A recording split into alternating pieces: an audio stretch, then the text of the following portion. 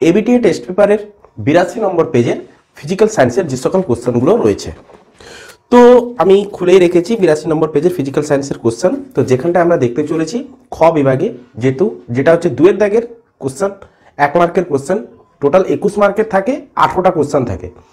আর এই পেজে আমরা কি দেখব, যে সকল নিউমেরিক্যালগুলো রয়েছে, অঙ্কগুলো রয়েছে, সেই অঙ্কগুলোর অ্যান্সার শিট আমরা করে নেব। তো এমসিকিউ তো পেজের লাস্টেই দেওয়া আছে। তো প্রথমত 2 এর 1 আমরা অ্যান্সার এখানটায় করে দেব। 2 এর 1 কি বলেছে, বায়ুমণ্ডলের শীতলতম স্তর কোনটি? তো ফার্স্ট হচ্ছে মেসোস্ফিয়ার, ক্লিয়ার। তারপরে বলেছে এর অথবা কোশ্চেন রয়েছে কি না, ফায়ার আইস কাকে বলে? মিথেন হাইড্রেটকে আমরা কি বলে থাকি? ফায়ার আইস, যার সংকেত তো আমরা জানি 4CH4 23 ইন্টু দিয়ে 23H2O লিখে দেবে। এরপর আছে 2.2 কি বলেছে, বায়োগ্যাসের প্রধান উপাদান কি? না, বায়োগ্যাসের প্রধান উপাদান কি? লিখবে মিথেন, অ্যান্সার হচ্ছে methane. Next question, -27 degree centigrade উষ্ণতার মান পরম স্কেলে কত হবে? এটা হচ্ছে 2.3 -27 ডিগ্রি সেন্টিগ্রেড, তার মানে আমাকে কি করতে হবে, 273 থেকে -27 করলে কত আসছে? 246 ডিগ্রি, 246 কেলভিন, ডিগ্রি নয়, 246 কেলভিন পরম স্কেলে। আচ্ছা, তো নেক্সট বলেছে সত্য না মিথ্যা লেখো, যে আদর্শ গ্যাসের বাস্তবে কোনো অস্তিত্ব নেই, সত্য না মিথ্যা? তো এটাকে আমরা লিখবো 2.4 এ সত্য লিখবো। 2.5 তাপ সঞ্চালনে যে পদ্ধতিতে কণাগুলির স্থানচ্যুতি ঘটে না তার নাম কি? পরিবহন। কোন পদ্ধতিতে? না, পরিবহন পদ্ধতিতে। নেক্সট কোশ্চেন, না এর অথবা কোশ্চেন, 2.5 এর অথবা কোশ্চেন রয়েছে কি, দেখো প্রত্যেকের কাছে টেস্ট পেপার রয়েছে। এসআই পদ্ধতিতে তাপ পরিবাহিতাঙ্কের একক কি? Watt into metre to the power -1 into kelvin to the power -1। Next আমরা দেখবো 2.6 শূন্যস্থান পূরণ করো, প্রিজম ড্যাশ সৃষ্টি করতে পারে না। লিখো প্রতিফলন সৃষ্টি করতে পারে না, ক্লিয়ার। তো 2.7 দীর্ঘ দৃষ্টি বলতে কি বোঝায়? সিম্পল একটা সংজ্ঞাটাকে এখানে শর্ট কোশ্চেন রূপে দিয়েছে, যে দূরের বস্তুকে স্পষ্ট দেখতে পায় কিন্তু কাছের বস্তুকে স্পষ্ট দেখতে পায় না, সেটাই হচ্ছে দীর্ঘদৃষ্টি। এরপরে আছে 2.8 সত্য মিথ্যা। 2.8 যে গৃহ বর্তনীতে সব যন্ত্র শ্রেণী সমবায়ে যুক্ত থাকে, তো এটা একদম মিথ্যা। কোন সমবায়ে যুক্ত থাকে? সমান্তরাল সমবায়ে। তারপরে 2.9 এলইডির পুরো নাম কি? Light emitting diode, clear. Next 2.10 শূন্যস্থান পূরণ করো, 1 সমান কত বেকারেল? 2.10 1 সমান 3.7 into 10 two the power 10 Becquerel, bq, clear. এরপর আছে 2.11 কোন শ্রেণীর সকল মৌল গ্যাসীয়?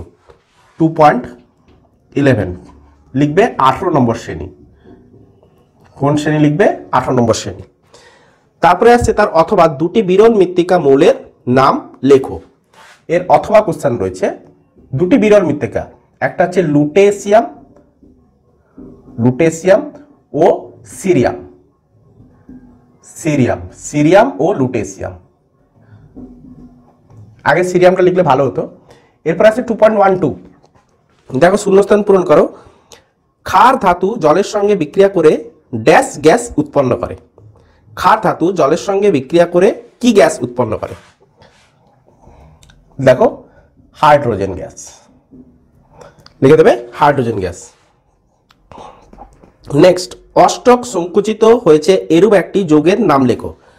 লিথিয়াম হাইড্রাইড অষ্টক সংকুচিত হয়েছে। 2.13 কি লিখবে? Lithium hydride. LiH lithium hydride.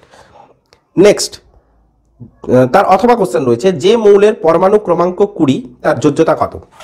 এর অথবা কোশ্চেন। তাহলে পরমাণু ক্রমাঙ্ক 20 যদি হয় তার ইলেকট্রন বিন্যাস হচ্ছে 2 8 8 2। তাহলে সর্বোচ্চ কক্ষপথে যতগুলো ইলেকট্রন থাকে, ইলেকট্রন গ্রহণ বা বর্জন করার প্রবণতা রাখে, সেটাই হচ্ছে তার যোজ্যতা। তাহলে কি লিখব? যোজ্যতা হচ্ছে আমাদের 2। ক্লিয়ার হয়েছে? নেক্সট কোশ্চেন, যে তড়িৎ বিশ্লেষণ প্রক্রিয়ায় কোন শক্তি কোন শক্তিতে রূপান্তরিত হয়? 2.14 লিখো। তড়িৎ শক্তি রাসায়নিক শক্তিতে, তড়িৎ শক্তি রাসায়নিক শক্তিতে, রাসায়নিক শক্তিতে। তারপর লিখো 2.15 কোন গ্যাসের সঙ্গে অ্যামোনিয়ার বিক্রিয়ায় একটি কঠিন পদার্থ উৎপন্ন হয়? কোন গ্যাসের সাথে? লিখো তরল হাইড্রোজেন, তরল হাইড্রোজেন HCl লিখো। না গ্যাস বলেছে, তরল নেব না, HCl দুটো হয়, একটা তরল হাইড্রোজেন হয় আর একটা হচ্ছে গ্যাসীয় হাইড্রোক্লোরিক অ্যাসিড হয়, তো আমরা গ্যাসীয়টাই নেব। নেক্সট বলেছে সত্য মিথ্যা 2.16 এ সত্য মিথ্যা, ধাতব যৌগ থেকে ধাতু নিষ্কাশন সর্বদা একটি জারণ প্রক্রিয়া, না বিজারণ প্রক্রিয়া। 2.16 এটা হচ্ছে বিজারণ হবে। কি লিখবো? এটাকে মিথ্যা লিখবো, মিথ্যা।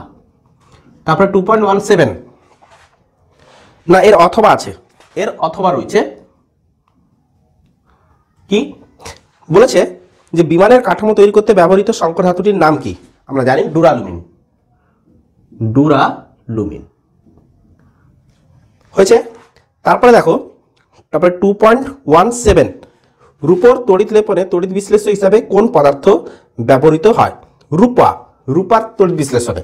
2.17 17 নম্বর আছে কি? Potassium argento cyanide, potassium argento, argento cyanide, cyanide. তার অথবা তড়িৎ বিশ্লেষণের সময় কি ধরনের তড়িৎ প্রবাহ করা হয়? এটা তো একদম সহজ, সমপ্রবাহ। কি ধরনের প্রবাহ? সমপ্রবাহ। নেক্সট আসছে যে 2.18 স্তম্ভ, বাম স্তম্ভের সাথে ডান স্তম্ভে মিলন করতে বলেছে। লাইকার অ্যামোনিয়ার সাথে কার আসবে? লাইকার অ্যামোনিয়া হচ্ছে ক্ষারধর্মী, তাহলে একের সাথে সি আসবে। 2.18 একের সাথে সি। তারপরে H2S হচ্ছে অম্লধর্মী, 2 এর সাথে এ হয়েছে। জৈব ভঙ্গুর পলিমার সেলুলোজ, ডি আসবে, 3 এর সাথে ডি। আর 4 এর সাথে ডেফিনেটলি বি আসবে। 4 এর সাথে বলেছে আলেয়া, আলেয়া হচ্ছে মিথেন, বি আসছে। ক্লিয়ার? তাহলে এই ছিল আমাদের শর্ট টাইপের সকল কোশ্চেন উত্তর। তো নেক্সট আমরা গ বিভাগ আর খ বিভাগের যে সকল নিউমেরিক্যালগুলো রয়েছে সেগুলো আমরা কভার করব। তো আমি অলরেডি দাগ দিয়ে রেখেছি যে কোনগুলো নিউমেরিক্যাল আছে, সেই নিউমেরিক্যালগুলো কভার করি। তো প্রথমে আমরা 3-এর 2 এর অথবাটা দেখব। তো তোলা হয়েছে, একটা স্ক্রিনশট নিয়ে নাও, পট করে একটা স্ক্রিনশট নিয়ে নাও, বাস। আচ্ছা, তো এবারে আমরা দেখব 3-এর 2 এর অথবা। আমি রাফ করে দিলাম 3-এর 2 এর অথবা, 3-এর 2 এর অথবা দেখব। কোশ্চেনটা আগে নিজেরা পড়ো, নিজেরা পড়ে নিজেরা আগে করার চেষ্টা করো। তো নিজেদের করা হয়ে গেলে তো ভালো, এখানে অ্যান্সারটা দেখে নেবে যে অ্যান্সারের সাথে তোমার ম্যাচ করলো কিনা। তো যদি না ম্যাচ করে তাহলে তোমরা প্রসিডিউরটাকে লক্ষ্য করো এবং নিজেরা চেষ্টা করো। চেষ্টার বিকল্প কিছুই নেই, চেষ্টা করতে হবে। চেষ্টা না করলে সাফল্য আসবে না, সাফল্য এমনিতে হাতে হাতে আসে না, চেষ্টা করতে হয়। তো প্রথমে 3.2 এর অথবা কি বলেছে? 0 ডিগ্রি সেন্টিগ্রেড উষ্ণতায় কোনো গ্যাসকে উত্তপ্ত করলে চাপ ও আয়তন উভয় দ্বিগুণ হয়, গ্যাসটির চূড়ান্ত উষ্ণতা কত? আচ্ছা, তো প্রাথমিক অবস্থায় P1 V1 T1 আর অন্তিম অবস্থায় P2 V2 T2 আগে লিখে নাও। তো প্রাথমিক চাপ আমি জানি না, x সেন্টিমিটার Hg ছিল। প্রাথমিক আয়তনও জানি না, y সেন্টিমিটার কিউব ছিল ধরলাম। আর উষ্ণতা কত ছিল? 0 degree centigrade, that means 273 Kelvin. কেলভিনে কনভার্ট করতে হবে। চাপ কি হয়েছে না, চাপ ও আয়তন উভয় দ্বিগুণ হয়েছে, তার মানে এটা হচ্ছে 2x সেন্টিমিটার Hg, এটা হচ্ছে 2y সেন্টিমিটার কিউব। আর উষ্ণতাটা আমাকে বার করতে বলেছে, তো আমি definitely P1 V1 by T1 equals to P2V2/T2 এই ইকুয়েশনে আমরা হেল্পে xy/273 2x × 2y/T2 তো আমাকে ফাইন্ড আউট করতে হবে xy ক্যান্সেল তো T2 = 273 গুণিতক 4 এইটা করলে আমাদের অ্যান্সার ক্লিয়ার। তো নেক্সট কোশ্চেন দেখো 3.5 এ মৌলের পরমাণু ক্রমাঙ্ক 13 বি মৌলের পরমাণু ক্রমাঙ্ক 17 এদের দ্বারা উৎপন্ন যৌগের সংকেত লেখা এবং যৌগটির প্রকৃতি কিরূপ হবে। আচ্ছা তো 3.5 দেখো আমি পাশেই করছি 3.5 এ মৌলের পরমাণু ক্রমাঙ্ক বলে দিচ্ছে এ মৌলের পরমাণু ক্রমাঙ্ক বলেছে 13 তাহলে 2 8 3 ইলেকট্রন বিন্যাস 2 8 3 ক্লিয়ার হচ্ছে। আর বি মৌলটার ক্ষেত্রে কি বলেছে 17 তাহলে বিটার ক্ষেত্রে হচ্ছে ইলেকট্রন বিন্যাস যদি করি 2 8 7 তাহলে বি মৌলটার যোজ্যতা হচ্ছে কত একটা ইলেকট্রন গ্রহণ করার সক্ষম রাখে আর এ কি করছে না 3টা ইলেকট্রন বর্জন করার মতো ক্ষমতা রাখছে তার মানে ইলেকট্রন গ্রহণ বর্জনের উপরে ডিপেন্ড করে যাচ্ছে কি তার যোজ্যতা কত হচ্ছে। তাহলে এ মৌল কটা প্রয়োজন তাহলে এর যোজ্যতা হচ্ছে 3 বি এর যোজ্যতা হচ্ছে 1 তাহলে এর যোজ্যতা বি এর জায়গায় আর বি এর যোজ্যতা হচ্ছে এর জায়গায় বসবে কিন্তু এখানে লক্ষ্য করতে হবে যেহেতু এ 3টা বর্জন করছে তাহলে এ পজিটিভ আয়ন সৃষ্টি করবে বি নেগেটিভ আয়ন সৃষ্টি করবে তাহলে আগে আমাকে কাকে লিখতে হবে পজিটিভ তারপরে নেগেটিভ তাহলে আগে পজিটিভ তারপরে নেগেটিভ তাহলে এর যোজ্যতা হচ্ছে 3 কার জায়গায় বসবে বি এর জায়গায় আর বি এর যোজ্যতা হচ্ছে 1 তাহলে এর জায়গায় তাহলে যৌগটা কি দাঁড়ালো AB3 তাহলে এটা কেমন প্রকৃতির যৌগ আমি তো বলবো এটা তড়িৎযোজী যৌগ কি করে দেখো লক্ষ্য করো এখানে এ কটা রয়েছে একটা বি কটা রয়েছে 3টা তাহলে এ আমি লিখলাম তাহলে এর সর্ববিষ্ট কক্ষপথে কটা ইলেকট্রন রয়েছে 3টা 1 2 3 আর বি এর সর্ববিষ্ট কক্ষপথে কটা ইলেকট্রন রয়েছে বি এর ক্ষেত্রে দেখো 7টা রয়েছে তাহলে একটা 1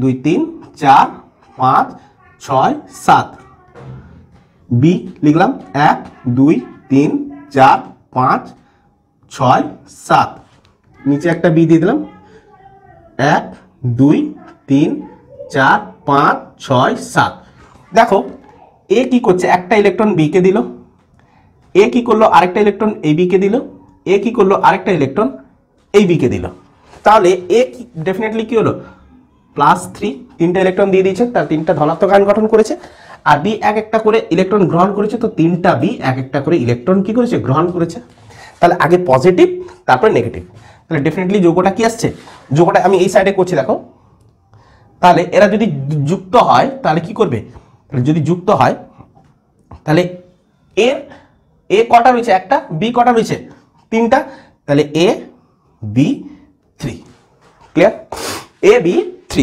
ওকে।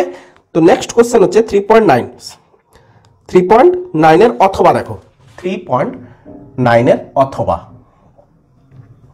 আচ্ছা কি বলেছে দেখো যে C2H6O আণবিক সংকেত বিশিষ্ট দুটি কার্যকরী মূলক গঠিত সমাবয়বের নাম ও সংকেত C2H6O ফেমাস এটা C2H6O করে যাবে তাহলে এর দ্বারা কার্যকরী মূলক গঠিত একটা হচ্ছে CH3 বন্ড COCH3 এটা হচ্ছে কি ডাইমিথাইল ইথার এর নাম হচ্ছে ডাইমিথাইল ইথার আরেকটা হচ্ছে CH3 CH2OH এটার নাম হচ্ছে ইথানল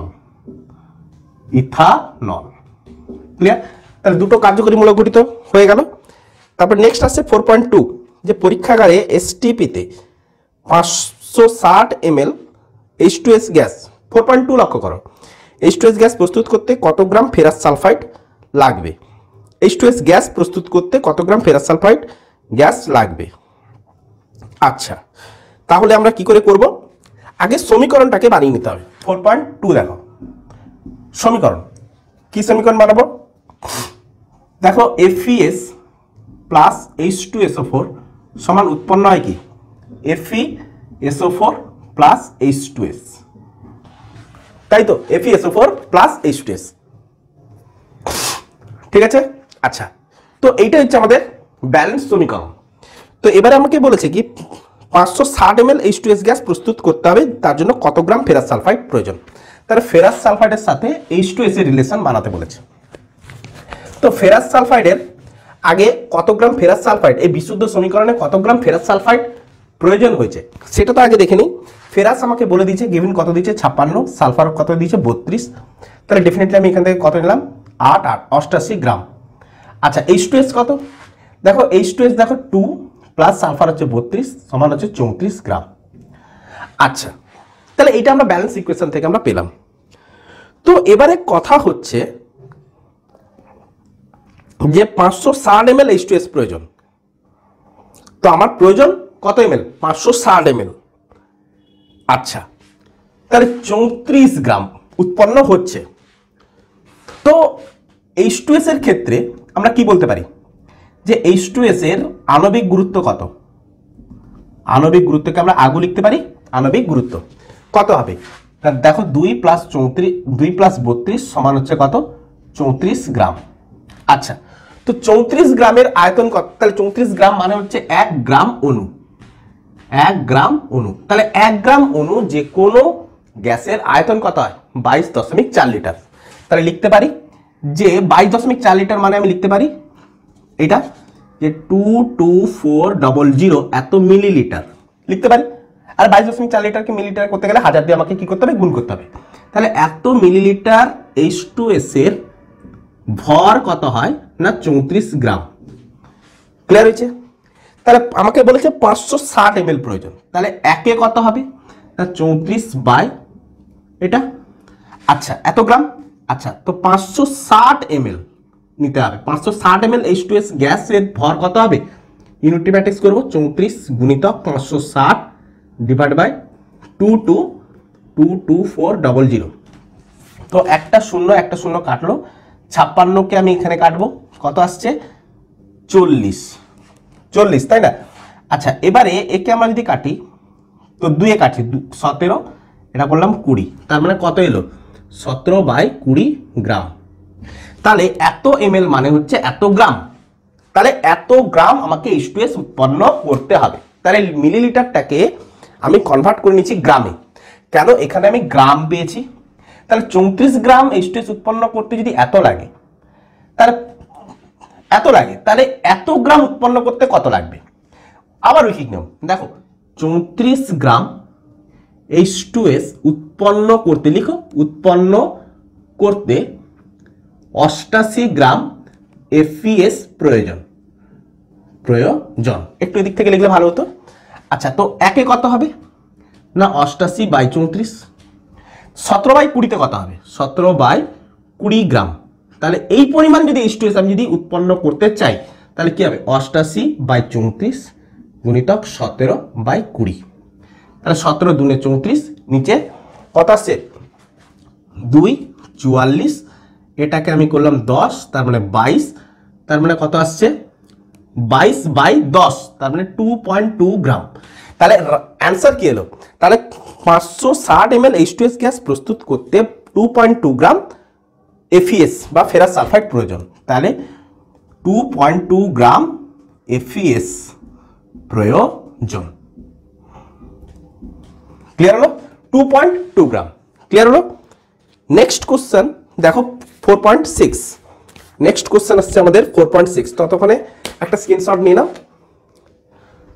তো নেক্সট আমি দেখবো 4.6, রাফ করে দিচ্ছি 4.6 কোশ্চেনটা পড়ো, নিজের আগে চেষ্টা করো, কোশ্চেনটা পড়ার পর নিজের আগে চেষ্টা করো, তারপরে গিয়ে এখানটায় নজর দেবে। আগে কোশ্চেনটা পড়ে নিজেরা 2বার 3বার চেষ্টা করো, চেষ্টা না করলে কি করে সাকসেস আনবো। শর্ট কোশ্চেনগুলো নালে কভার করে দিচ্ছি, আর এই যে অঙ্কগুলো যে এবিটিএ থেকে যে অঙ্কগুলো আসছে না, এই অঙ্কগুলোই তোমাদের কাছে মানে কি বলবো ধন সম্পদ যেটাকে বলে, যে এই অঙ্কের টাইপ বা হলেও হতে পারে, এই অঙ্ক তুলেও দিতে পারে, তো কোশ্চেনের টাইপ তোমরা এখান থেকে বুঝতে পেরে যাচ্ছ।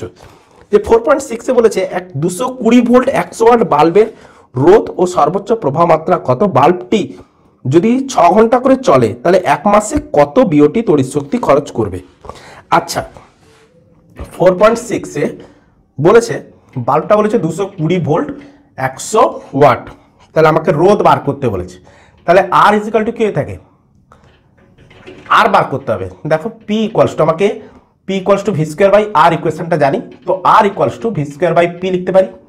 দেখো ভি হচ্ছে বিয়োগ প্রভেদ 220 ভোল্ট, পি হচ্ছে ওয়াট মানে তার ক্ষমতা, তো অলরেডি দেওয়াই আছে, তাহলে বসিয়ে দিলাম 220 গুণিতক 220 স্কোয়ার মানে আমি দুবার গুণ করতে পারি 100, তাহলে দুটো শূন্য অলরেডি কাটলো 484 ওহম। আচ্ছা এবারে বলেছে কি তার প্রভাব মাত্রাও বার করতে বলেছে, তো V equals to I R formula থেকে আই ইকুয়ালস টু আমি কি লিখতে পারি ভি বাই আর, তো ভি হচ্ছে 220 ভোল্ট, আর হচ্ছে 484, তার মানে একে যদি আমি 22 দিয়ে কাটি তাহলে কত আসছে, উপরে 10 নিচে কত আসছে 22, তাহলে 10/22 মানে একে আবার কাটা যাবে, 2 5 10 11, তাই না, তো 5 11, তাহলে এত অ্যাম্পিয়ার তড়িৎ প্রবাহ মাত্রা হবে। নেক্সট বলেছে বাল্বটি যদি 6 ঘন্টা করে চলে তাহলে এক মাসে কত বিওটি তড়িৎ শক্তি এক মাসে কত খরচ করবে। দেখো তড়িৎ শক্তি, ব্যয়িত তড়িৎ শক্তি লিখো, ব্যয়িত তড়িৎ শক্তি কিভাবে নির্ণয় করা হয়, যে watt into hour by 1000, simple. তাহলে ওয়াট কত, ওয়াট তাহলে বাতিটার ওয়াট কত 100 ওয়াট, লিখো 100 ওয়াটের একটাই বাতি। আওয়ার, আওয়ার হচ্ছে কত, দেখো ডেলি 6 ঘন্টা করে, মাসে কত হবে ইন্টু 30, মাসে কত হবে ইন্টু 30 ডিভাইডেড বাই 1000, তাহলে একে যদি আমরা কাটি তাহলে কত পাচ্ছি, তাহলে 6 3 18, তাহলে 18 ইউনিট তড়িৎ ব্যয় করবে, সিম্পল জিনিস। নেক্সট এর অথবা কোশ্চেন দেখো যে 42 ওহম রোধের মধ্য দিক দিয়ে 10 অ্যাম্পিয়ার তড়িৎ প্রবাহ কত সময় ধরে চললে 30 কিলো ক্যালোরি তাপ উৎপন্ন করবে। আচ্ছা তো এরপরে আসছে আমাদের অথবা 4.6 এর অথবা, 4.6 এর অথবা কি বলেছে দেখো, আগে আর বলে দিয়েছে 42 ওহম। আচ্ছা তড়িৎ প্রবাহ মাত্রা কত, I ইজিক্যাল টু 10 অ্যাম্পিয়ার। আচ্ছা উৎপন্ন তাপ কত বলেছে 30 kilo calorie, kilo calorie, kilo ক্যালোরিকে আমরা বলতে পারি 30,000 ক্যালোরি, তাই না। তাহলে একে আমরা জুলে কনভার্ট করতে পারি, তো কিভাবে জুলে কনভার্ট করব, 1 ক্যালোরি সমান কত হয়ে থাকে 4.2 জুল, তাহলে 30,000 ক্যালোরি মানে কত আসবে, তাহলে 30,000 ইন্টু 4.2 এত জুল, ক্লিয়ার এসছে। তাহলে এবারে কোন ফর্মুলা রাখবো, H equals to I square R T, তাহলে H হচ্ছে, তাহলে আমাকে বার করতে হবে কি টি বার করতে হবে, তো T equal to H by I square R, তাহলে H হচ্ছে কত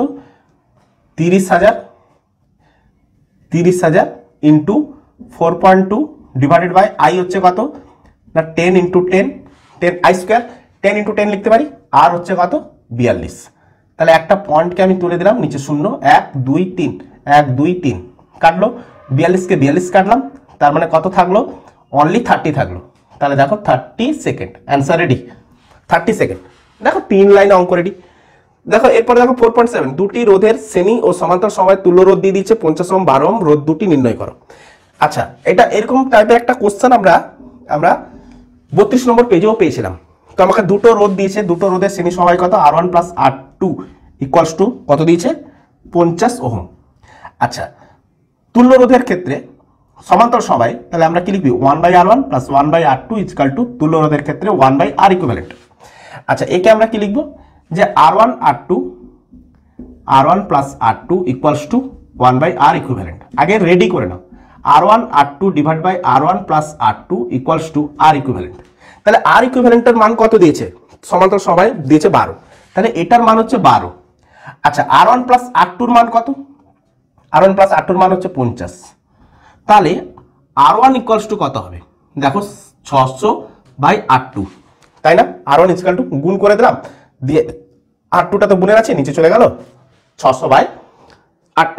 আচ্ছা তাহলে এই R1 এর ভ্যালুটা ইকুয়েশন নাম্বার 1 এ আমি বসাতে পারি, তাহলে যদি বসাই তাহলে আমি কি পাবো, দেখো 600/R2 plus R2 equals to আমি কি লিখতে পারি 50, তাই না, এটা তো ওহম ছিল, আমি ওহমটা লিখছি না আর। আচ্ছা তো এবারে একে আমরা কি করব, এলসিএম করব, 600R2 square divide by R2 equals to 50। আচ্ছা একে কোনাকুনি গুণ করে যদি আমি একটু সাজাই তাহলে এইটাই পাই, দেখো -50R2 প্লাস 600 ইকুয়ালস টু 0। আচ্ছা R2 এটা ছিল R2 স্কোয়ার ইকুয়ালস টু কত আসছে, দেখো R2 লিখলাম, ব্র্যাকেট দিলাম 30 প্লাস 20 প্লাস 600 ইকুয়ালস টু 0, তাই না? তাহলে R2 square minus 30R2 minus 20R2 plus 600 equals to 0। তার মানে কত আসছে? R2 যদি আমি কমন নিই তাহলে R2 মাইনাস 30, এখান থেকে যদি আমি 20 কমন নিই R2 মাইনাস 20 ইকুয়ালস টু 0।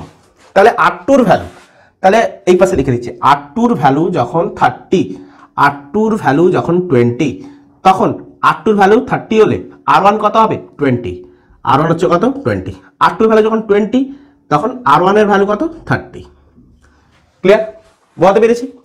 তাহলে আজকে পেজ নাম্বার 82 আজকের মতো এতটুকুই থাকলো। যতগুলো নিউমেরিক্যাল ছিল সবগুলোকে কভার করেছি। তার সাথে সাথে আমরা গ বিভাগ এবং ঘ বিভাগের সমস্ত অঙ্কগুলোকেও কভার করলাম।